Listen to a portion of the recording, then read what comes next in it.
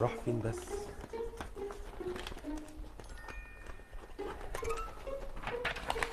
تعمل ايه؟ بدور على الريموت. في الشنطة؟ يعني ممكن تكون مخبي من اخواتك.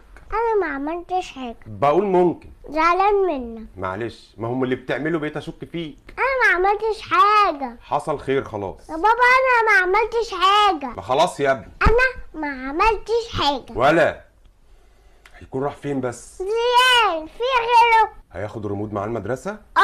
انا شفته. مش عايز كده. مش بدي. عارف، بس باكد عليك. قال واحد جديد. كده معدي ال1000 جنيه. ياه 1000 جنيه؟ امال انت فاكر ايه؟ ايه يعني؟ قد واحد جديد. ولا حل عني. رايح فين؟ داخل الحمام، اجيب لك حاجة معايا من جوه؟ لا شكرا.